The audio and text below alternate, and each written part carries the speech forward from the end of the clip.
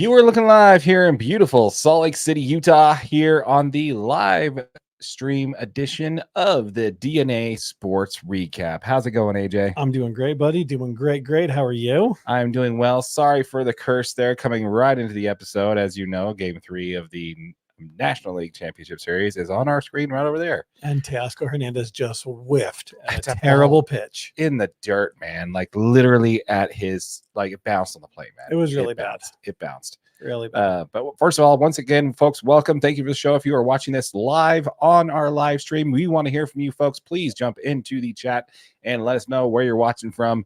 Are you following the National League Championship Series? Are you here for Utah? Are you for the Utah Hockey Club? Are you here for Utah football? Are you here for Jazz? MLB content. We want to hear from you all on that. And yeah, we'd love to hear from you. Just jump in the chat, say hi, and then comment on what we're talking about, because we will, we'll respond, man. We'll respond. It's good. Always. It makes it way more fun. It does. And, we love it when we're in here for 2 hours because we got so many comments we can't get back to what we were talking about. Yeah, exactly. It's been that way anyway. So for the folks of you that are joining us in the live stream, please feel free to chime in.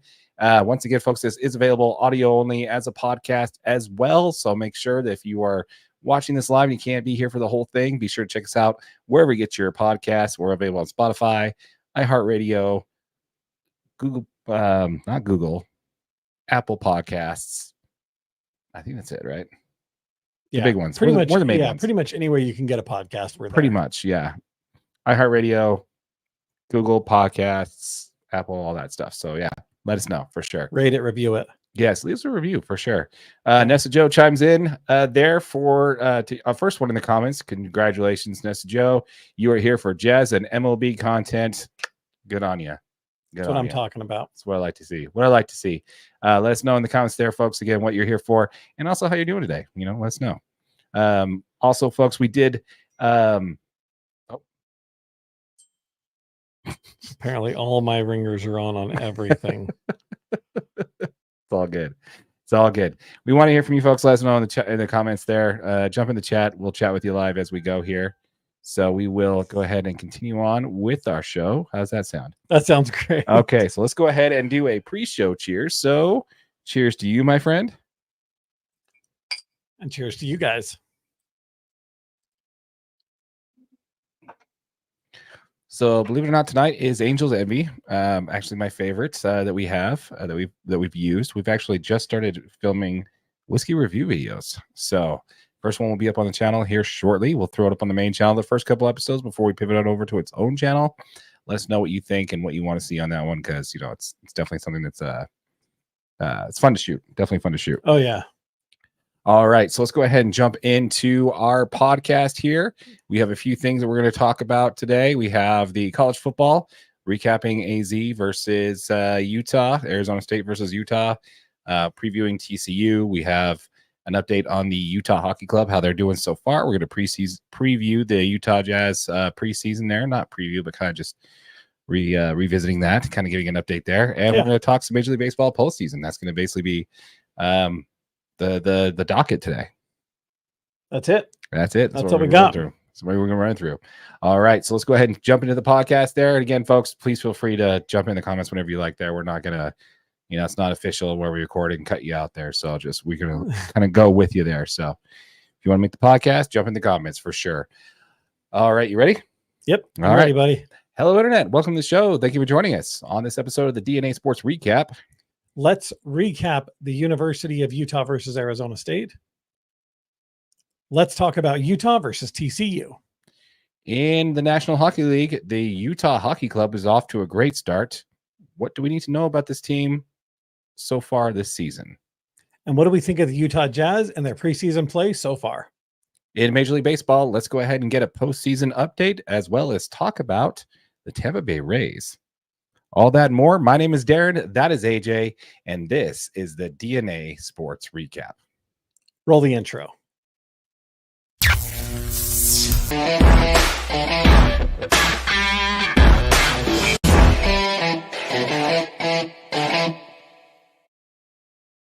How's it going, AJ? I'm doing great, buddy. Doing great. How are you? I am living the dream here in sunny Salt Lake City. It's a gorgeous, gorgeous week. Starting to cool down here. Happy to be back hometown. I was traveling a little bit there, so It's nice to be back. I'm glad to have you back. I'm glad. Thank you, Yeah. man. Thanks. Yeah, it gets scary when you're not here. I appreciate Like, what are that. we going to do? What are we going to do? I never know what we're doing. He just shows up, drinks whiskey, and talks whatever I ask him questions. Yeah, absolutely. You know, sometimes that's actually my job. I literally just find him wandering around in the front yard sometimes out here. You know, it's just kind of interesting. Yeah. All right, let's go ahead and jump into it. Let's go ahead and recap some painful news, and we'll kind of get into what's going forward for the Utes here. I don't want to talk about it. All right, we'll make the recap pretty quick though. So let's go ahead and talk about the Utes losing to Arizona State 27-19. Let's wrap this one up quickly. I think it's the first time I've ever said this, and hopefully it's the last time I ever say this, but having Cam playing basically cost this team the game. 100%. No questions asked. It cost them the game. Yeah, whether it just be the hand or the lower leg injury that got re-aggravated in the first quarter, he was obviously still hurt. He was underthrowing basically everything. Yeah, I mean, it pretty much allowed ASU to drop into coverage with, I mean, there's absolutely no risk of Cam running the ball. No. Once you're passing it, you just drop everybody into coverage, so nobody's open. When he did throw it, I mean, I was literally cringing every single time he reared back to throw the ball because he threw so many balls off target. It was brutal. I love Cam. He's been fantastic for this program, but I do got to say, I am willing to accept the fact that could have been the last game we ever see from Cam Rising. Yeah. I don't think you're alone in that statement there. The Utah quarterback is attempting to secure another medical redshirt waiver. The athlete may be granted an additional year of competition by conference or committee student athlete reinstatement for reasons of hardship, according to the NCAA manual. If Rising does go this route, it is unknown whether or not he will return to Utah for an 8th season, entering the transfer portal for the second time. Because the NCAA did alter its transfer rules, the quarterback could enter the portal to play for a new school in 2025, 2026 without securing a waiver. So what do you think the odds are of that? First of all, 2 questions. 1, does Cam try for another year of eligibility? And 2, would you expect him to be back with the University of Utah? So 1, no. I do not think he will try for another year of eligibility. Okay. I think he's shown over the last 2.5 years he's just too injury prone. I mean, you tell me, not that he can't get an offer somewhere. Someone's going to offer Cam Rising to come back. If he does get another year of eligibility, he'll have offers to go play college football somewhere for sure. Do I think he does? I don't. No. I could see Cam hanging it up, dude. Like, yeah, he's given it his all. This was supposed to be the season. We were preseason favorites. Everything was in the balance of Cam, and the fact is he just can't stay healthy. Yeah, but honestly, with that it's not just play a devil's advocate here. It's really mindset. He could stay healthy if he would adjust his mindset on how he plays the game. All of his major injuries over the last 2 seasons come from his ability to slide, throw the ball away a little earlier. Like you're saying, he's always looking downfield to try to get those extra 2 or 3 yards, and just never seems to end up in his favor there. If he has shifted in mobility, maybe, just maybe, he could get another year out of it. But honestly, I think it's not worth it to him, because I kind of think his NFL dreams or ambitions are kind of out the window at this point. They're absolutely out the window. And I love Cam, and I would love to see him back on the coaching staff, showing these guys how to read defenses and do all the things that, he's really good at. But to have him back at the U, I think that ship has sailed at this point. Yeah, no, I agree. I'm 100% with you. Hats off to Cam. You are literally one of the main reason, next to Kyle Whittingham there, probably co-reasons for why this team is 2-time Pac-12 champions. We respect everything that you did for us out there. We look forward to seeing what happens to you with the reminder of your career in football, wherever you choose to take that. But yeah, I definitely think that if he does go for another year of eligibility, it's definitely got to be with another team. It's time for this team to move on. Yep. I do dare to say, if Cam pulls himself from this game, knowing that he's not 100%, if he says at halftime, "Coach, I can't give it everything," put Isaac in there. I think my opinion of that sways. I think I would say, you know what, what's best for the team is actually, but the fact is he wasn't 100%. He knew he wasn't 100%, and he put this team in a position that could potentially cost them a college football playoff, a Big 12 championship, 2 losses in this division, in this conference, is really, really tough to come back from. There's still 3 or 4 undefeated teams. Yeah, we'll definitely dive into that a little bit more on that. But yeah, I 100% agree that that's an interesting point that you're putting there. That he's definitely putting, he is definitely putting personal before the team. Absolutely. Yeah, I definitely think that you're 100% right on that. He's putting himself and what he's trying to do in front of the team. You're right. If he would have pulled himself out at the halftime and just said, "Look, I'm underthrowing everything. I'm not right. Coach, take me out." Yeah, I'd be a little different than this. It is worth noting that it is not unheard of. Not only is there a tight end from Miami, also named Cam, by the way, Cam McCormick, that was granted 9th year of eligibility in January. So, some people are trying to get AARP in college football there. Hey, it happens. It happens, and definitely if that's what he wants to do, Cam's a great player. He can help a football team if he can stay healthy. Yeah, more power to him. Hopefully, whatever he chooses to do, if that's what he chooses to do, he'll definitely land somewhere for sure. We'll definitely come back and revisit how this impacted the team in the long run. I definitely want to do that, but I want to get us over to previewing Utes versus TCU first, if you're okay with that. Yep, absolutely. Okay, so let's go ahead and jump into that. So the Horned Devils come into Rice-Eccles Stadium. They are. Did you just call them the Horned Devils? Horned Devils. Wow, that is a new dude. I'm editing this video, and that is gonna be on there, guaranteed. I'm gonna find a picture of a horned devil. Yeah, that's what's there. That is legendary. Horned Devils coming from a school called Texas Christian University. That's smart. Yeah, that's great. Excellent. Okay, let's try that again. Well, I think I'm at the mercy here of autocorrect there. Yeah. So is it not Horned Devils? No. Horned Frogs. Frogs. See Horned Frogs. Yep, no, that's there. Sorry, I actually scrolled out too far. I went to the New Jersey Devils. Oh, the New Jersey Devils. That's the Horned Devils. It's whatever. It's the next next subject. segment. Yeah. Next segment where we talk about that for our NHL people. Anyway, sorry, the TCU Horned Frogs. Let's go ahead and talk a little bit about them. They come into Rice-Eccles Stadium. They are 3-3. They're coming off a loss to the Houston Cougars, 30-19. Josh Hoover threw for 233 yards, which is going on, which is a 23 for 37 with 2 touchdowns, but also 2 picks against the Cougars. Utes are favored in this one by 4.5. The over-under line on this one is 49.5. TCU has, in my opinion, TCU just has too many penalties. They average 71 yards per game to the Utah's 37 yards per penalty per game.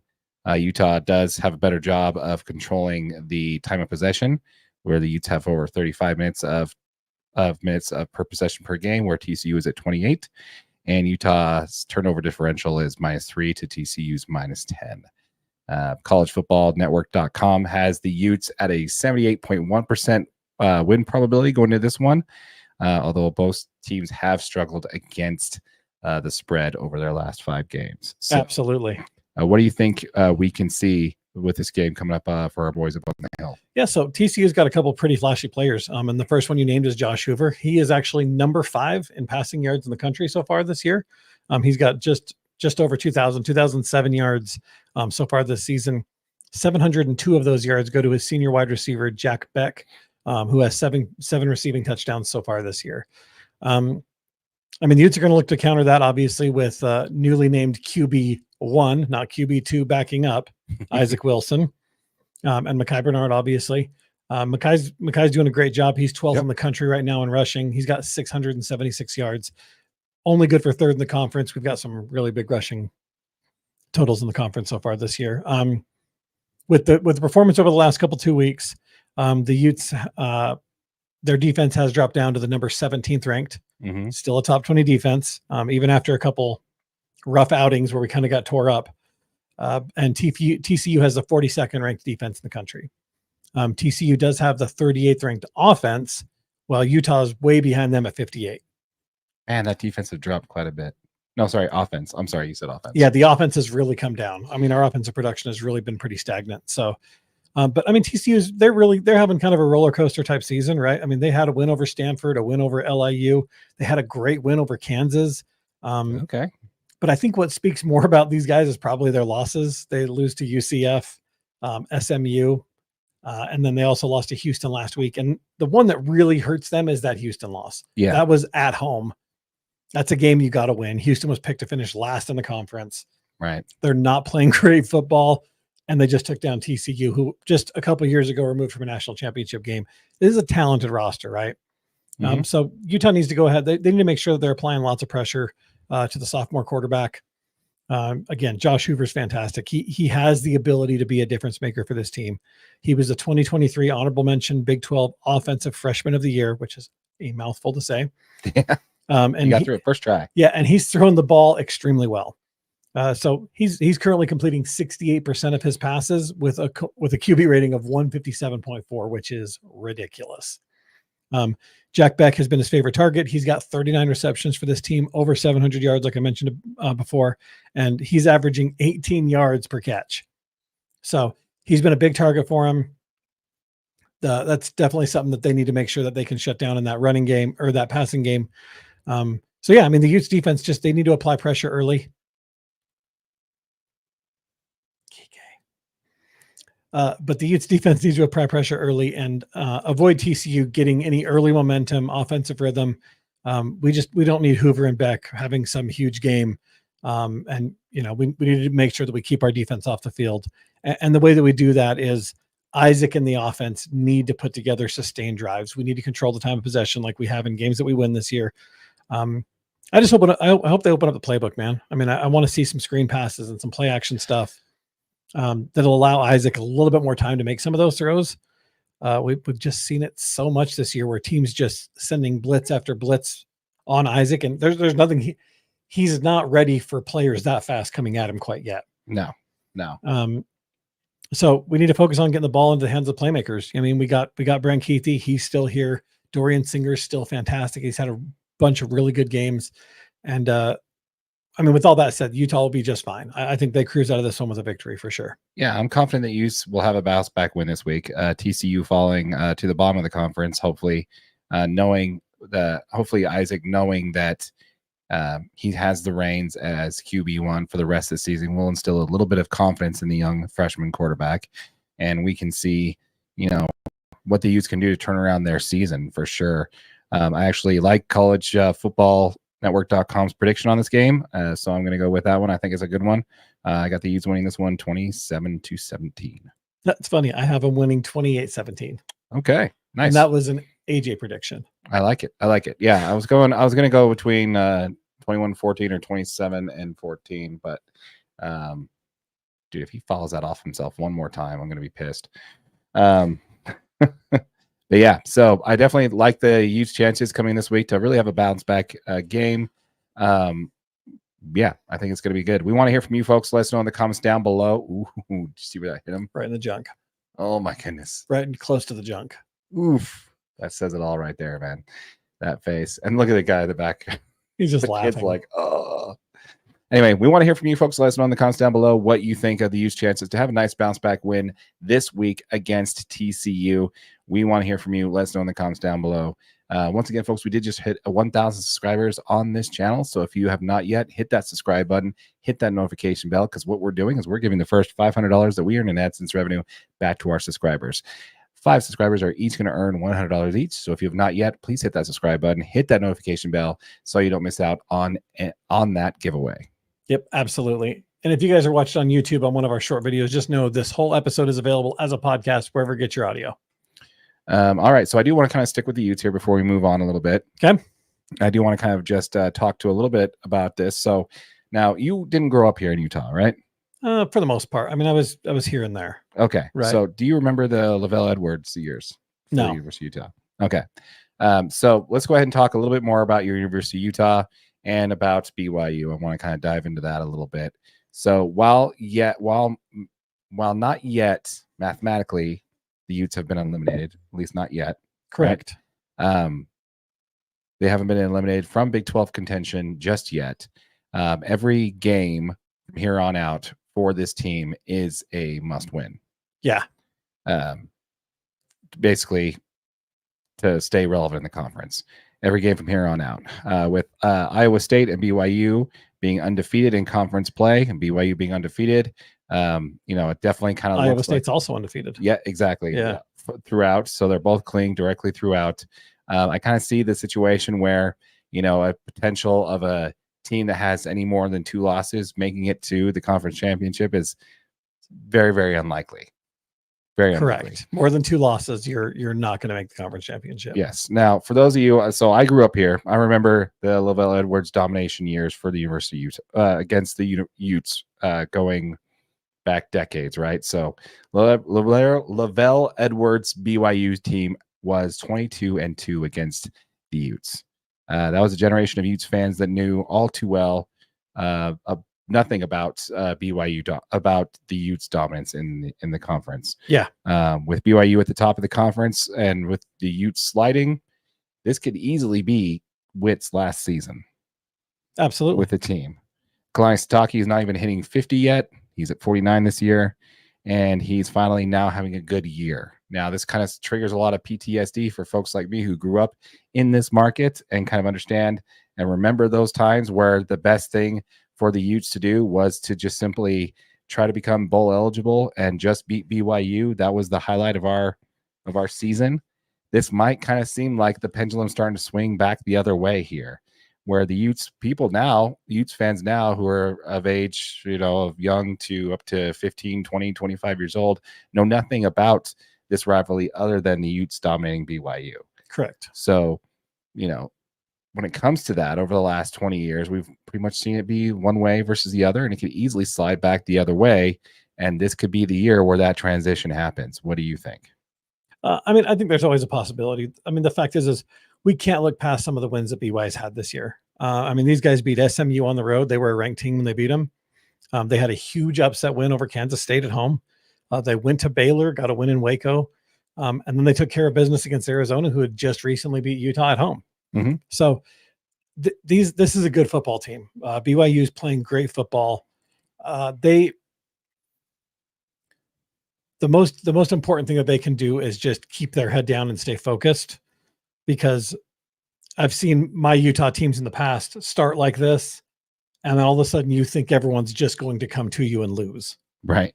And unfortunately that's not the case. But I do think this offense isn't overly flashy. They're currently ranked 72 in the country, but the defense for BYU is going to keep them in every single football game. Their defense is currently ranked number 23. So the big question for BYU is can Jake Retzloff be that guy? Is he ready to be that guy? Yes, he was the number 2 overall JUCO quarterback when he transferred to BYU last year. He's passed for 1,426 yards, completing just over 60% of his passes this year for 14 touchdowns. That's a great line, dude. Oh, for sure. He is balling. He's playing great ball. But the slate's not going to get any easier for BYU, and that's some of my concern for them. I think they got a good one this week with OK State to kind of keep the momentum going. They have UCF. The game at Utah is going to be a dogfight. They always are. And then they finish with Kansas, Arizona State, who we just saw beat Utah. They're a great football team. Cam Scatabo is for real. Yeah, he was. That dude can absolutely play. Yeah. And then they got Houston. So, the tough games there, I'd say probably Utah, Arizona State. Obviously, Kansas just lost. So, I don't know, man. BYU, you just, if anybody looks past these guys, they're crazy. They're undefeated in the conference, and they look like they could absolutely make some noise in the Big 12, and they're fun to watch. Yeah, if you were to tell me coming into this season that BYU would be almost double-digit favorites over Oklahoma State coming in, I would have laughed at you. But that's not where we're at right now. Right. Obviously, this is not where the Utes wanted to be at this time of the season. We didn't want to be on the outside looking in, and it wouldn't be the first time where we won a conference championship being considered almost mathematically eliminated. So I'm not giving up hope on our boys yet.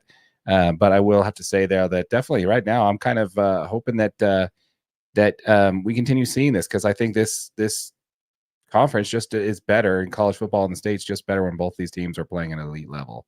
Totally agree. Yeah, but definitely I think there's definitely a concern there. If you got Kyle Whittingham, who may know this may not even bother him at all. He may not want to go out on a losing, on a season where he's not going to be the top. I wouldn't even consider this a losing season, but the Utes do need to get at least one more win to be bowl eligible. So hopefully we got a few. They're going to need 2 more wins because they're only 4-2. Oh, that's right, 4-2 for some. 4-2. For some reason, I keep throwing into the beginner lose to BYU, and I don't know why that is. Yeah, I don't know why. Yeah, so yeah, it's interesting. Anyway, because as much as I just talked about BYU, I still think Utah beats them. Yeah, that's what I'm saying. I still think Utah gets a win against BYU. Yeah. But anyway, so when it comes to that, like you said, man, it's just a dogfight. But yeah, when it comes to that, I definitely think it's great for BYU. I'm happy for Kalani Sitake. I'm happy for the BYU fans and everybody, for the team down south there. They're definitely having a year for the ages. I just think this goes to prove, man, that look at Kalen DeBoer and Alabama. Yeah, absolutely. Even he is on shaky ground. I mean, when you look at the Utes win, with one loss. Yeah. He's on shaky ground with one loss. Yeah, well, he almost gave up the last game too. So, there's definitely same thing with Utah, man. Their loss against Oklahoma State, they almost gave it up at the end there. They win against Baylor, didn't look great. And both of those teams aren't nearly as good as we thought they were. Right. So this team, in retrospect, looking backwards, isn't exactly as dominant as they look to start off the season. And I just simply think it has a lot to do with, we put all of our eggs in one basket there with Cam. And I definitely think that the Utes would be in a different position, like you mentioned earlier in the episode, if the team, not only just the team, but the player themselves made the right decision and really gave the Utes a chance to win against Arizona State. Yeah, I think what's going to help this team is Isaac has looked much, much better when he's getting all the first team reps. In the games that we knew Isaac was starting because Cam was clearly out, Isaac played much better football. He's having a little more success throwing the ball to some of these faster wide receivers. And it just helps practicing with the guys you're going out on the field against or with, you know what I mean? So I expect a huge bounce back game from Isaac. I think this is going to be a huge confidence booster, knowing that the team's his. And go Utes. Absolutely. Go Utes. We'd love to hear from you folks. Let us know in the comments down below what you think. Let us know what you think about the Utah football program going forward.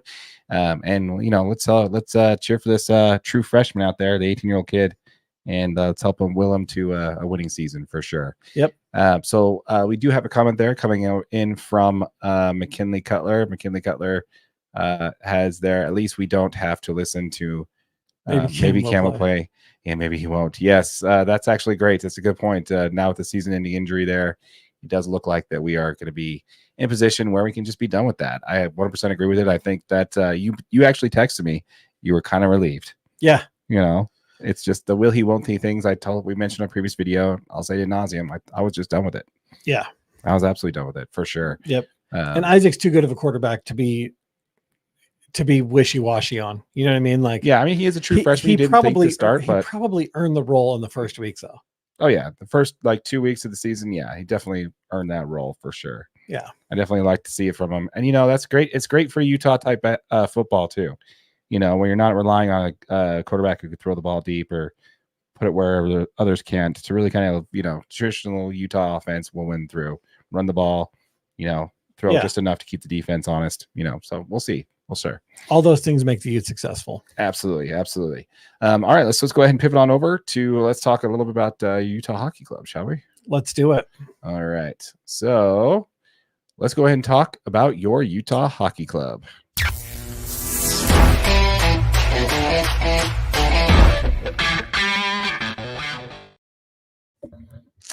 Awesome. Is that the same color we were already on? I feel like it is. Damn it. Oh no, now it's blinking. We're a hot mess today. The transitions were not on point. I'm sorry. That's not the light blue. That's the dark blue. Damn it, it's the next one. All right, there we go. Okay, I'm sorry, everyone. All right. Once again, folks, for those of you who are new to this channel, if you have not yet, if you've not heard yet, we did just launch Utah Hockey DNA. This is the channel specifically for your Utah Hockey Club. All of our content will be posted here first. So if you have not yet, hit that subscribe button, hit that notification bell on this channel. We'll be giving away one of those sweet new Utah Hockey Club sweaters. So be sure to check out this channel. Hit it. If you're watching this on our main channel, a link to Utah Hockey DNA will be in the description below. Yes, thank you. All right, so let's go ahead and talk about this team, shall we? Let's do it. All right, so this team is off to a strong start to the season with wins against the Blackhawks, the Islanders, and the Rangers. Both those wins, those last 2 wins coming off the Islanders and the Rangers in New York, came off of 2 consecutive wins in overtime. Yeah. But they took a loss this week to the Jersey Devils. See, Devils came back around. Yep. In a 0-3 shutout. So let me hear from you, man. What is your take so far on this team? Well, I mean, the team's offense was absolutely firing on all cylinders until we played the Devils. I mean, we had a bunch of shots, but we couldn't get one in the net. So, I mean, starting the season 3-0, that's a dream start, man. I mean, you got to think For this sure. team was kind of in the basement of the NHL. They were just kind of looked over. That was a gimme on anybody's roster or on anybody's schedule. And I don't think anybody expected us to go 82-0 through this season. So No. yeah, we're absolutely going to drop some games here and there. Dylan Guenther has played absolutely phenomenal. And the addition of Mikhail Sergachev is already showing that it's worth every single dime of that investment because he has done such a good job helping this team. Connor Ingram, the goalie, has been really, really good. There's some stats he needs to get some help. I'll go to those in just a second, but this team's been good, man. They're fun to watch. Yeah, we definitely need a player profile on Ingram on the channel. I think. I agree. I think it's about time. Yeah. But yeah, no, I definitely 100% agree with you there, man. They couldn't get any offense going with 4 players with 3 shots on goal, but nothing to show for it. But before we get into that, I do want to mention a few things here. Those 2 wins against the Islanders and the Rangers. First of all, let's take a step back there. If you would have told me at this time last year that a team with Utah across their chest would be at Madison Square Garden beating the Rangers in a National Hockey League regular season game, I would have told you there's literally no chance that it's insanity. But not only this, not even a year ago, I could have said that 6 months ago, and you would have been like, yeah, no, thanks. I know Ryan Smith mentioned that he wants to get a hockey team, but that's not going to happen for years. Right. So the fact that happened is just mind blowing. But I do want to stay on that game a little bit. Now the Rangers, I do listen to a little bit of national hockey news to kind of get an idea of what's going on with the rest of the league. They have something to say within their division. They could come out of the East there. Absolutely. Sorry, it's not even called the East. I think it's called the Metro Division or something like that. I can't remember. The hockey fans, let me know in the comments down below when I'm missing out there. But yeah, they definitely have a say in who's going to win that conference, man. They're considered to be one of the top, if not the top 3 teams in that conference there. So to get such a great win. So a great win to get out of that, to come out of there on the road for this Utah Hockey Club. I mean, that's just, and again, against the Islanders, again, also nothing to sneeze at, man. I really think that our boys in Sky Blue and Mountain Black, whatever we're calling those colors, are doing a fantastic job, man. And this is definitely they're definitely ahead of where I thought they would be this time of the season. Yeah, no, I mean, they've been playing fantastic. And I think the cohesion on this team with adding some of the veteran players that they had has actually gone a lot smoother than I think we originally kind of planned. Because when you add that, I mean, they did that. Utah Hockey Club added some players this offseason. And a lot of times those players can take a minute to mesh and kind of figure out what their role is with the team. And it's been really seamless. Mikhail Sergachev has done a great job just getting right in there. We haven't seen Marino yet. And, unfortunately we just lost Sean Dursey, but yeah, that was a loss for sure. And I got some more on that. This team is just, I think it's exceeding everyone's expectations. We're excited to get them back in Salt Lake City and keep cheering for them. Absolutely. It's been great, man. Right now, the Utah Hockey Club is sitting in 4th place in the West Central Division right now, 3-1 behind the Stars, Jets, and the Wild. By the way, dude, Dallas Stars, man, they are just coming out blazing, man, out of nowhere. From what I've been told, I didn't think that they were that good last year, but they've been playing really well, man. Yeah, I definitely like to say I think it's awesome that they've beaten 2 teams there. How about Dylan Guenther having the NHL leading 5 goals? Pretty impressive. Yeah. And also becoming the first official week star player of the week for the NHL. Star player of the week, yeah. Which is also awesome. When it comes to that, I do think it's really interesting that, again, they have another game tonight against Anaheim. Yep, started 20 minutes ago. Yeah, they're starting their rebuild. So we might see this team start off, with what, 3-4-1? Yeah, absolutely. 4-1 after Yeah. this. So hopefully they are rebuilding. So hopefully we see something, something good for them tonight. But yeah, I really don't think we're going to know much about this team until we're about 20 games in. That's probably when we're definitely going to start getting a good feel for what this team's going to be like. And the rest also, of the nobody year. has any idea what they're going up against yet. Yeah, exactly. I mean, there's no tape to watch any of these games on. They don't know, what kind of plays they're running and that kind of stuff. I feel like, the Bear did a good job, kind of switching up what he was doing with some of these plays that they're running when they're down the ice, and it's been really fun to watch, man. I didn't know that I liked hockey as much as I did. Yeah, I didn't realize that either. Yeah, it's pretty interesting how that's all turning around. You have any additional stats you want to talk about? Yeah, I just wanted to say it was reported we lost Sean Durzi, like I just mentioned. Mhm. He's obviously going to be out for an extended period of time, so that is going to hurt this team. Durzi's been just great. So the UHC did call up defenseman Patrick Koch from the Tucson Roadrunners, but it looks like they could be playing. They have a veteran guy, Robert Bortuzzo. The veteran defenseman has yet to play this regular season, so it looks like he could be getting some of those minutes that were previously used by Sean Durzi. So, to replace Durzi, they could go to free agency. There's a couple people they could look at. But the stats that I wanted to talk about was, as of right now, Utah is 18th in the league, allowing 3.5 goals per game this season. Right in the middle of the pack. It's not great. We need a little bit of defensive help there. You don't want to be allowing 3.5 goals per game. And opponents have scored 14 goals against Utah, which is the 6th highest total in the NHL this year. So with that number being said, Utah goaltenders have been forced to make 106 saves, which is the 5th most in the league. Oh, wow.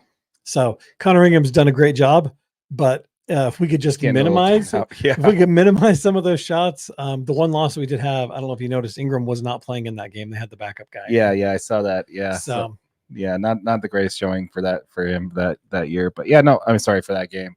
0-3. But the offense just didn't get anything going. You really want to have more than 3 shots on goal for your star players there. Each time when you got a couple goals for each one of our players, they all have anywhere from 4 to 5, even 6 shots on goal. Yep. Before they get a few in the between the pipes there. So you definitely want to see more on that. So we just couldn't get the offense going there. By the way, with the Utah Hockey Club breaking the record, remember we talked about this last week, breaking the record for beer sales for the Delta Center.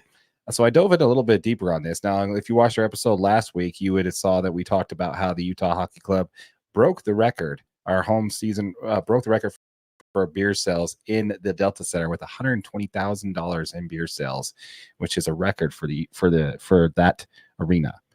Do you know where that ranks among the average for the rest of the league? I do not. Dead last. Really? Yes. And it's not even close.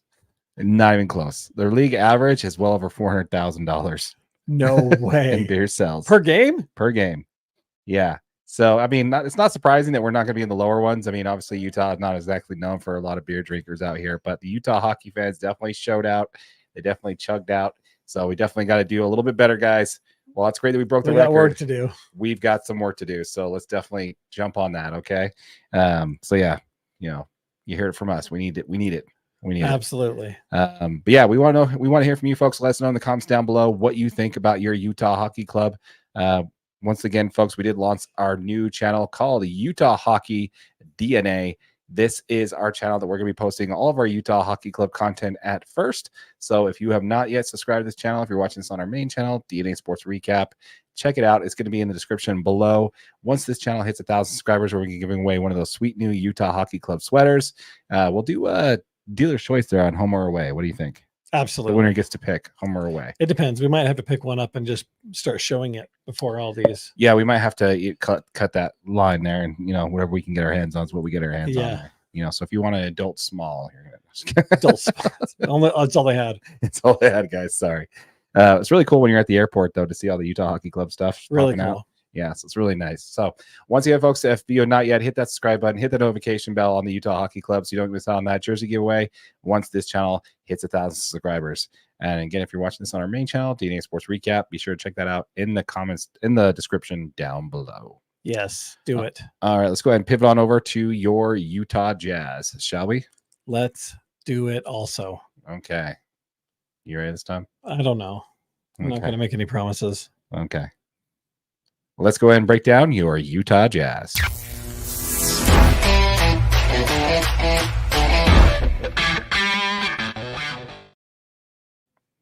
You're welcome. That's great. That's great. For those of you just joining on Utah Jazz DNA, which is a channel we created specifically for your Utah Jazz content, the full episode of the podcast, which is available wherever you get your podcasts, also on our main Utah channel, and our main channel, DNA Sports Recap. We've been having an issue with the background lighting being set correctly this week. So for those of you on the podcast, forgive us for going on too much about that. But anyway, so let's go ahead and talk a little bit about your Utah Jazz, shall we? Yeah, let's do it. All right. Before we get into content, folks, a quick reminder there that we did just launch Utah Jazz DNA. This is our channel specifically for your Utah Jazz. All of our Utah Jazz content will be posted here first. So if you have not yet, check out that channel, hit that subscribe button, hit that notification bell. Once this channel hits 1,000 subscribers, we'll be giving away one of those sweet new Utah Jazz black jerseys. The Black Mountain jerseys. That's right. Smash that subscribe button, hit that notification bell so you don't miss out on that.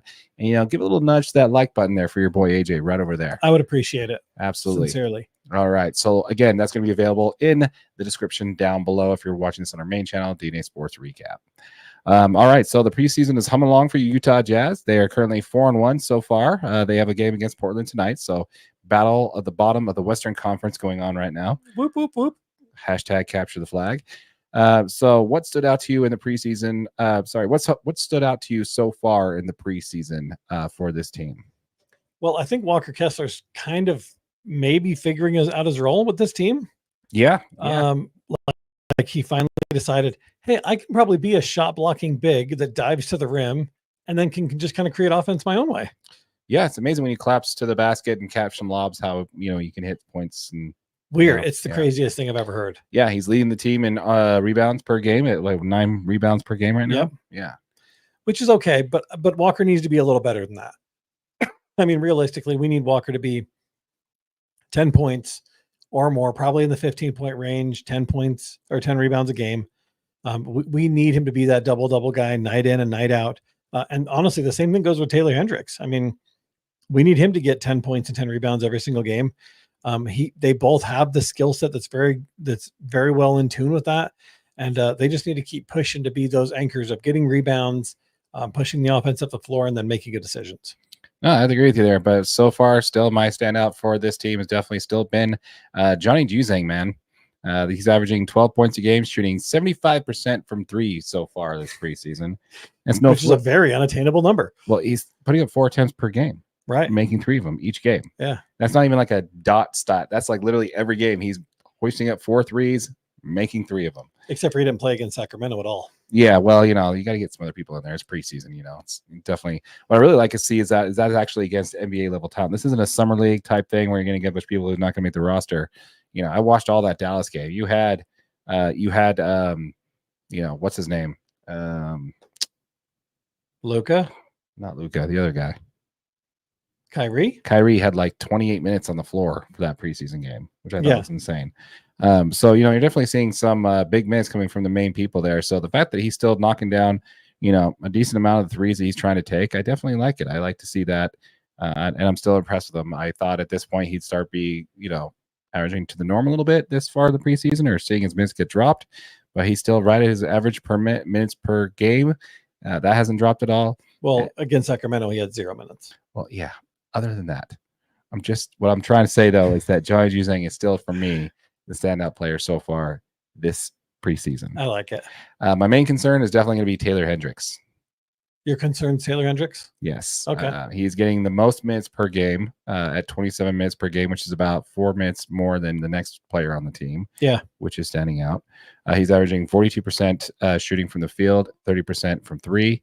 It definitely looks like they're trying to see what he has, and he really hasn't shown anything to them yet. Cody Williams is basically averaging the same amount of points per game with 5 minutes less per game, and he's also shooting 40% from 3. So I definitely think that they're trying to see something from Cody there, and they're just not. Not from Cody, from Taylor, and they're just not seeing it yet. That's been my main concern so far. Yeah. Do you see any concerns so far this season? Yeah, I mean, I'm kind of with you there, actually. I mean, the Taylor Hendricks lines have not been that impressive. He has brought some pretty good energy when he comes into the games, which is important. And I think that's something that he needs to continue to be, as an energy guy. He needs to be Colin Sexton in a 6'10" body every single time that he's on the floor. He needs to go out there and work to get his 10 rebounds, and the points are going to come, right? He's going to get opportunities because he is 6'10" and he can shoot the 3 ball. You're going to get opportunities just based on your size. But rebounds purely come from energy and just going in there and fighting for them. And I mean, specifically against Sacramento, he got his butt kicked. I mean, Domantas Sabonis, albeit he is one of the best rebounders in the league, but we let him get 11 offensive rebounds in that game. Right. Which is crazy. We've just got to see a little bit more. Cody Williams has been kind of a bright spot. And I just read an article on KSL today, and it's not so much that he's doing a lot of things that are highlighting him, but when he's on the floor, I think Will Hardy had worded it, you don't notice when he's on the floor because he's not making mistakes either. That's wow. That's probably about as close to a compliment that Hardy's going to give to a first-year player. Yeah. In preseason game every year. Yeah. That's impressive. Yeah. That's impressive. So, I mean, I think this team's going to continue to be really fun to watch. I mean, it has been cool to see some of the young guys. Cody Williams had 20 minutes. Bryce Sensabaugh had 16 minutes in the last game against Sacramento. I love seeing Colin Sexton as the assist leader on this team. He had 6 in that game, and then Jordan Clarkson and Keontae George both had 5. But Colin Sexton being an assist leader on this team does make them a little bit better, because Colin does tend to get a little ball dominant. He will get it and think that he needs to take the ball to the rack or get a shot up. That's not what we need from him. His skill set is great, but when you can exploit your skill set to get guys open, it's even more effective. No, I agree. Right now, Colin Sexton has 4.2 assists per game. Actually, Isaiah Collier is leading the team at 4.3 assists per game, and he's hurt. So yeah, which sucks. Yeah. So a lot of good stuff coming from him earlier on, but that's unfortunate. Keontae George is also averaging 3.5 assists per game, which I think is actually quite impressive for a point guard scenario, considering he's still averaging 15 points per game. So yeah, I think that's pretty awesome. We also do have a comment here from McKinley there that's talking about Keontae here. I know it's just preseason, but Keontae looks way better. Yeah, compared to where he started the preseason, absolutely he did. It looks way better than summer league too. So that was refreshing to see for sure.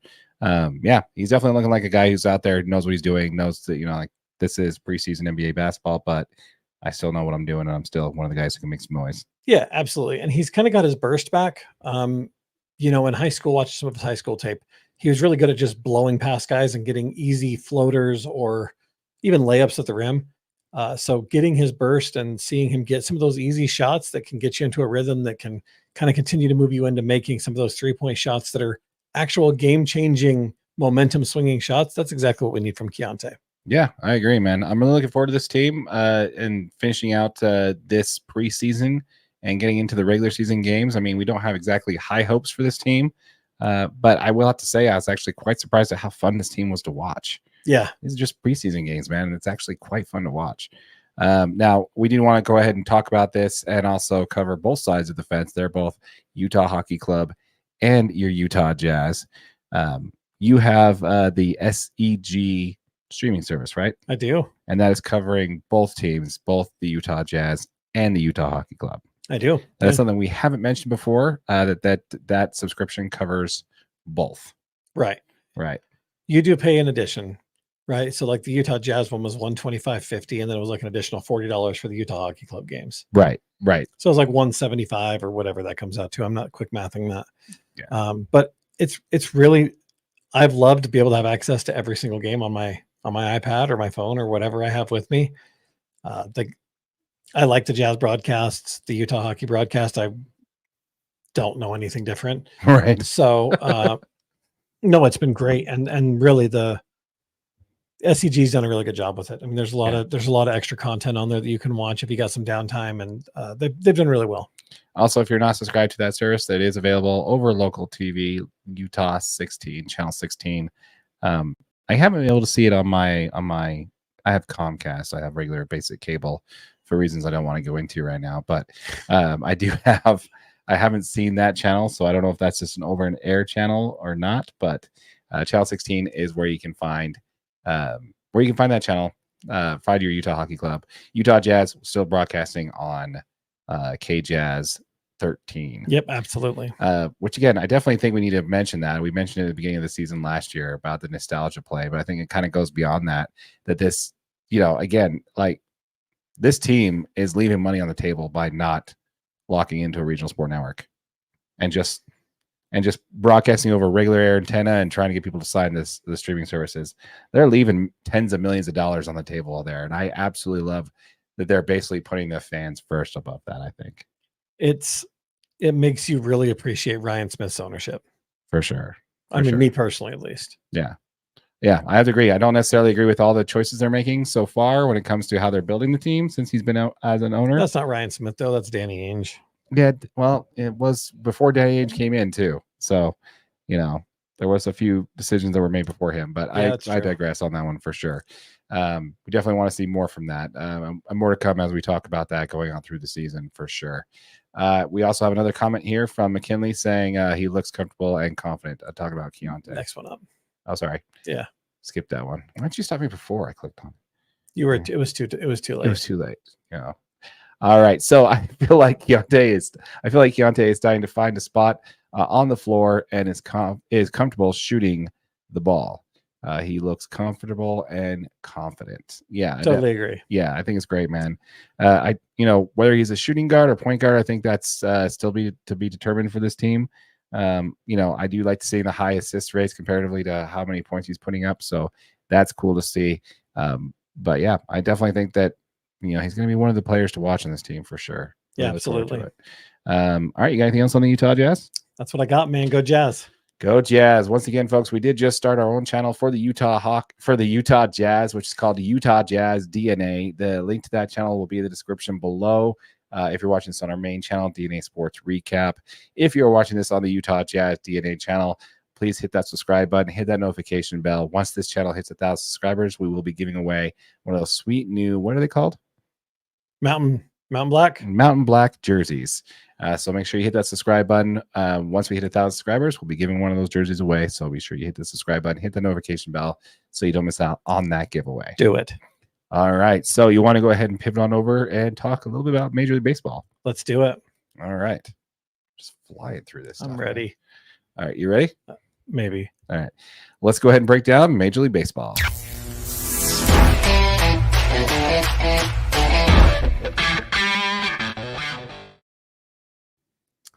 All right. So let's go ahead and talk a little bit about Major League Baseball, shall we? Yes, sir. Okay, so the playoffs are in full swing. The championship series are set. You have the New York Yankees going up against the Cleveland Guardians, among all teams. Yeah. Which was definitely not something we called at the beginning of the season. But... No, not at all. And we have in the National League, we have the New York Mets against the Los Angeles Dodgers. The Mets, also a team we didn't expect to see in the postseason. Not with all the moves they made in the offseason. Yeah, they still have the highest payroll in baseballs, but most of the players they were paying, they got rid of. They were paying, not playing. Yeah. They got rid of Max Scherzer, Justin Verlander, and some other pieces there. Imagine if they had those guys still. They'd be sitting on the injured list right now. Correct. So that doesn't really matter. They'd be in the exact same spot. They'd be in the exact same spot. So, it's funny. Addition by subtraction. They didn't make the playoffs, and this year they're in the championship series. So, yeah. Very interesting. So, currently right now, the Yankees lead their series. They're cruising. They're 2-0 right now. And the National League, the Dodgers are tied 1-1, at least for now, a game apiece. So, what's your take on the playoffs so far? I know as a Braves fan, you're a little hurt with how they ended their run this year, but yeah, freaking Braves. What is your take on the postseason so far? I mean, the Yankees and Guardians series has actually been pretty entertaining. New York's up 2-0. But that game one win, it was kind of back and forth. Soto had a solo shot. Stanton had a solo shot, but the game was pretty close. Carlos Rodon threw an absolute dime in that game. Nice. In game one for the Yankees. I mean, he strikes out 9 and only gives up one solo shot in the 6th. And Interesting stat. He generated 25 swings and misses, which is tied for the 4th most in a postseason game since pitch tracking began in 2008. Wow. Yeah. Wow. Yeah, no, I know, as far as the Yankees go, I definitely think that Judge has some room to improve, but it was good to see him hit a long ball. I believe that was in Game two. Game 2. Yep. So it was good to see him actually get some swings. He actually leads all of baseball history with strikeout percentage. I believe he's at 35% strikeout percentage. Not surprised me a bit. So it's good to see him actually do something positive there on that. So I mean, he did kind of get a few hits in the last series. So definitely good to see that. Yeah, as far as the Yankees, man, their starting rotation is pretty good. They have Carlos Rodon. They still have Garrett Cole as their ace. So they're still playing. I think they have the upper hand when it comes to starting rotation, but I think Cleveland has a better bullpen. Right. So definitely going to be interesting to see how that rest of that series plays out. I don't know, man. I'm kind of predicting a gentleman's sweep there by the Yankees, though. I think they win that one 4-1. I could definitely see that happening. Yeah. They might just sweep them flat out, to be honest with you. You think so? Yeah, the Guardians have really struggled offensively. I mean, just to get anybody across the board, it was like, 3 runs in the second game. Well, they get no runs in the first game. Like the Yankees have way too much offense for you to not. You got to battle them offensively. That's the only way you're going to get them off of their game is you've got to bring the bats out. You got to bring the bats out. You got to bring out the pitch count, man. Because if not, 2 or 3 is all they need. Yeah, and their pitching staff's good enough that if they can get 2 or 3 and hold you, it's a win every time. Yeah. So the Guardians need to work pitch counts and need to get those pitch counts up for the starters and get into the bullpen and hopefully do something there. The Yankees bullpen's no slouch, but I definitely think the Cleveland Guardians had the advantage there. So I definitely think if they want to get a win in this, they definitely need to try and run those pitch counts up early for those starters for sure. I totally agree. But yeah, so next we have also in the National League, we have the Dodgers facing the Mets. Currently right now we're watching game 3 and we won't talk about that because we don't want to change anything in that game because anything we say will have to be thrown away in the recording after. So we're just going to kind of leave that as it sits. But as it sits right now, they're both tied at a game apiece. Game 3 is being played tonight at the time of recording. What I thought was really interesting about this one is that, first of all, the Yankees are even here, honestly. Sorry, the Mets are even here, honestly. Yeah. It's what you want to see, though, in postseason baseball. You got coast to coast going on. You got the Mets and you got the Dodgers playing in the National League Championship Series. So, yeah, definitely interesting, man. It's good to see. Good to see. Yeah, absolutely. The Dodgers absolutely routed the Mets in game 1. Yeah. That was brutal. Yeah, it was. It's definitely, it's really interesting how that team went that long without giving up. The last 2 games, they 33 consecutive scoring innings. Yeah, where they shut out the Padres the last 2 games of that series, and then they took out the Mets in game 1 without giving up a run, which is great to see. And then that ended at the top of the first with Lindor. Yeah, in game 2. In game 2, yeah, I just they're all like, oh, the bullpen's their strength. They need to just throw bullpen games out there. I'm like, that was not sustainable, man. Just not sustainable. And honestly, I really think that the Dodgers need to lean on their starting pitching to help with the relief of the bullpen there, kind of rest those arms. You had Jack Flaherty going, what, six scoreless? Yeah. And then you had, in the second game, you had Lennon Neck get rocked in the first of the inning there. Yeah, he really struggled to start the game out. Yeah, but Honeywell did 3 or 4 innings of scoreless ball there, so it kind of kept it close there. Too bad that the Dodgers couldn't put any offense, but then game 3 you had Walker Buehler, who came out and threw several innings of shutout baseball. So we'll see how that game ends, but it's definitely the time that in this time of the year where the starting rotation definitely needs to step up for sure. Yeah, I just gotta say, I love the Dodgers' commitment to the small ball, man. Yeah, bunting to move the runners over, just base hitting, and then how about that throw from Kike? Oh my gosh, to freeze that runner on second and then get him at third. Yeah, so for those of you who didn't see it, he kind of deked the guy a little bit, right? Absolutely. He looked like he was throwing to third, and he was lining up to throw to third, and at the last second changed and threw it to second, so it froze the runner in the middle of the base pass, and so the ball went to second, so he ran to third, and then they threw him out easily. They threw him out easily. So brilliant play by Kike, man. That's just Kike, man. He's October baseball, man. That was such a great play. It was. And it was great how it was the Hernandez brothers, Kike and Teoscar, who basically, handled the offense for the for the Dodgers in game one there. So Yeah. fantastic to see. Game 2 is a much different story, though. I mean, Yes. Knack was really struggling in the bottom of the second. They choose to put a runner on, load the bases up, and then Tio ends up hitting a grand slam to put the Mets up 6-0 in the bottom of the second, or top of the second. Yeah, that was a choice for sure. But then again, you got to really think about it.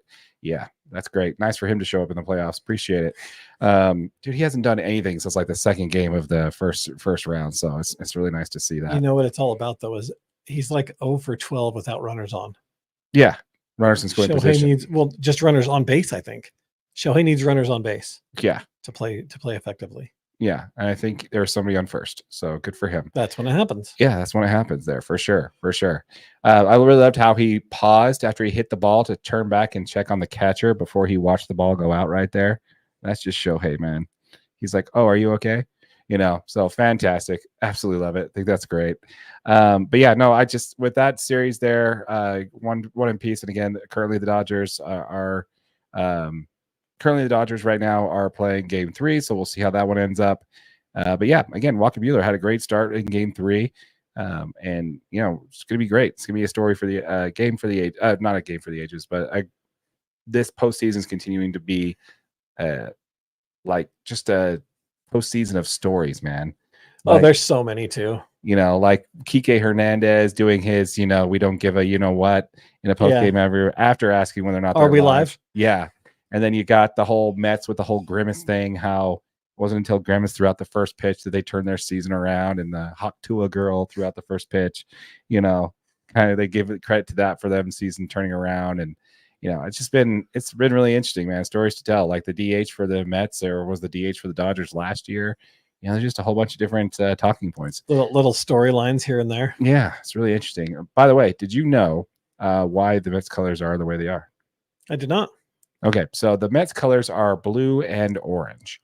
The colors for blue and orange are because of the two teams that left New York to go to California. They're to pay homage to the Dodgers and the Giants. That's why their colors are blue and orange. Really? Yeah.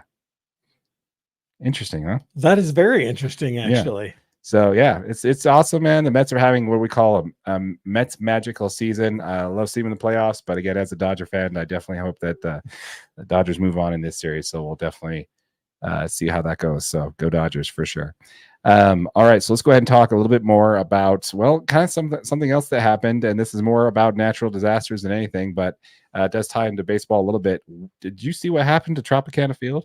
He got absolutely torched. Yeah. So safe to say they won't be playing games in that stadium. Will probably ever again. Was it that bad? I saw the roof got ripped off. The roof got ripped off, but if you start thinking about it, they're trying to build a new stadium, right? Yeah. Across the other side of further down in Petersburg, which is smart. Tampa Bay, way to go. The Rays are not even playing in Tampa Bay, and they decide to build a new stadium even further in St. Petersburg versus playing in Tampa Bay. I don't get it. Doesn't make any sense to me, but that is where we are. But anyway, back to this. So it's going to take probably 9 figures to fix that place. Because that's a lot of money. Because again, think about it. The roof is open and it's going to continue to rain. Yep. And the field will be ruined. You're going to have to redo the field. The seats are ruined. The plumbing's ruined. Yeah, that place is flooded out. So it's going to take probably $100 million to fix that place. Yep. And are you going to invest that just for a building that you're probably not going to play in 2 years? Correct. You know what they need to do with that team? Oh, well, yeah. I definitely think that's what we need to talk about. So, where do you see the Tampa Bay Rays playing for the next couple of seasons? I mean, there's only one place they can play. There's only one place they should play. Beautiful Salt Lake City, Utah. Absolutely. 100% agree with you there. If you're going to have 2 teams playing in AAA stadiums, which is something we'll get it back to here in a minute, one of them should definitely be here in beautiful Salt Lake City, Utah. We got one. Yeah, we've got a field for them to play in. Actually, we have 2. Yeah, we'll have 2. Yeah, we'll have 2. We definitely probably could. I don't think the University of Utah would mind playing somewhere else though. For a major league team to come into downtown Salt Lake City. I feel like they could probably split it between the new Daybreak Stadium and this one for next year, though. And yeah, Smiths. Maybe I would want to have them in one place. It's bad enough they're being relocated to have them play in 2 different stadiums in the same city. Oh, I guess that's true. That would be kind of rough there. But you know what the obvious answer is for this? Build a new stadium? No, it's for the Tampa Bay Rays, ironically, to play in Oakland Coliseum. Oh, absolutely. Oh, you mean it's already a major league stadium? It already is a major league stadium. There's not a major league team playing there. It's also on the other side of the country. It is on the other side of the country, but coming to Utah wouldn't be any different, right? So it's 10 hours closer by car. Oh, there you go. That makes all the difference in the world for sure. Yeah. But yeah, so there's a lot of people saying, maybe maybe the A's should play. Maybe the Rays should play where the A's played. It'd be really ironic for the top two worst run franchises in baseball, not run franchises, because the Rays definitely always find a way to win. But they just can't seem to get their people to show up to their ballpark, So it would be really interesting if they actually relocated for a year or two to Oakland to play there while they wait for their new stadium to be rebuilt. I don't know. What do you think about that story? Do you think that's interesting, or where do you think they play? They're going to have to do something. I mean, I don't think it'll be long until they start figuring out where they're going to put that team at. Yeah, I mean, it's definitely not going to be ready by opening day next year. That's just Right. not going to happen. Absolutely. Either going to have to play in their AAA facility down there in Tampa, which is about 20 miles away from where they're playing now. Which obviously is not going to be great for revenue. It's going to be a smaller stadium. It's even smaller than a AAA facility. It's their spring training facility. Yeah. So they're not going to have a lot of options there. They could play at other AAA stadiums around there. And there's also talk about Buffalo when the Toronto Blue Jays couldn't go back into Canada during COVID. They played all their home games in Buffalo. So there's a chance they could play there. But yeah, I think probably the best option is, bring them here, man. Bring the Rays to Utah. Yeah, we got a AAA stadium waiting for them. If they're going to be playing in AAA stadium, come play here. We definitely have the ownership group that's willing to, host them to let the MLB know show them how we're going to handle some Major League Baseball for sure. So yeah, definitely think that's an idea there for sure. We got Wyatt Sickman jumping in the comments there. Let's see here. Does that say I'm tired? I think it says I'm tired. I'm tired. Appreciate Wyatt Stickman. Thanks for jumping in on the channel. By the way, check out Wyatt Stickman on YouTube if you're a fan of Gorilla Tag, Mario, or what's that other one? Yeeps. Check him out. He's a YouTube gamer streamer, so check him out on YouTube for sure. But yeah, so if you're tired, go to bed, man. Just go to bed. You're good to go. But anyway, so again, we'd love to hear from you folks. Let us know in the comments down below where you think the Tampa Bay Rays should be playing the next couple seasons, because that stadium's not going to be ready, and it would be dumb for them to put $100 million in that stadium just to have to rebuild a different one somewhere else. Yeah, that's a lot of money. Yeah, I mean, now I do want to pivot on over to a little bit more on the baseball side of things. That means, dude, this is a bad look for baseball, man. This is a really, really bad look for baseball. We're going to have two Major League Baseball teams playing in minor league facilities for the next couple of years. Yeah, I mean, some of that is not their fault, though. I mean, you unfortunately can't build a Major League Baseball stadium in a year. No. Or in an off season. No, and obviously this came down to, a natural disaster that wiped out the Tampa Bay Rays stadium. But if you've been to the Trop, you know that building was in dire needs of repair already. Oh, was it in pretty bad shape? It was in pretty bad shape. It needed. What year was it built? Do you know? I don't know, but it's been hit. It's been hit by several storms. It's not well maintained. The team's always been good. Don't get me wrong with that. The team's always been good. It's just been they've not kept up on that stadium. They've gone, to battle with the city on trying to get more money to renovate the stadium and stuff like that, to now where they're agreeing to build a new. Way old. Yeah. Yeah, built in 1990. Oh, nice. Yeah. Yeah, doesn't feel that old to me, but that's okay. So 1990 is when the Trop was built, and I don't even know how many cells they've had in the whole history of that team. But yeah, again, it's just a bad look for baseball. It's a shame on them, man. They definitely didn't do anything they could have done to reinforce that roof. That's not the first hurricane that threatened that town. Yeah. So it's definitely going to be something that the baseball is just more evidence of owners not respecting the teams that they own. You're going to have the A's play in Sacramento in a minor league baseball field for 2 seasons at least, where the average ticket price to go to that is going to be more than double of any other team, just to try and generate, because supply and demand, those tickets are going to be expensive. But no one's going to want to go see those games, man. Nope. No one's going to pay. No one wants to pay for that. So Trop is also the smallest MLB stadium by seating capacity. Are you serious? Yeah. Wow. So yeah, I mean, it's just one of those things where I just think it's sloppy ownership. It's bad look on the team. And this is definitely something Major League Baseball needs to look into, where they need to rectify this and kind of get these bad owners out of the sport, man. Yeah. I don't know. We want to hear from you folks. Let us know in the comments down below what you think when it comes to all this, when it comes to the Trop being ruined by the hurricane there. Where do you think the Rays should play? Do you think they should come to Utah? Do you think they should play in a AAA stadium or minor league stadium near there? Or do you think they should go play in Oakland in the Coliseum? Because obviously the Oakland A's aren't playing there anymore. Or do you think they should come to Salt Lake City? I did say that already. Oh. But yeah, or what he said. I didn't say what he said that I said. We want to hear from you. Let us know in the comments down below. As a reminder, folks, we want to thank you for getting this channel over 1,000 subscribers. We're over 1,100 now, I believe, at the time of recording. Yes, sir. So thank you very much for getting us to that point. As a reminder, now that this channel is monetized, we're giving the first $500 that we earn in AdSense revenue back to our subscribers. So if you have not yet, please hit that subscribe button, hit that notification bell, and smash that like button for your boy AJ over there. Once we get to $500, we're going to be giving away that $500 to 5 subscribers. Each subscriber is going to earn $100 each. So hit that subscribe button, hit that notification bell so you don't miss out on the giveaway. And yeah, keep up with the engagement. We really appreciate it. Absolutely. It's been awesome. Yeah. And if you're watching on YouTube, don't give me the look. If you're watching on YouTube on one of the short videos, just know this is available as a podcast wherever you get your audio. With all that said, my name is Darren. That is AJ. And this has been the DNA Sports Recap. Till next time.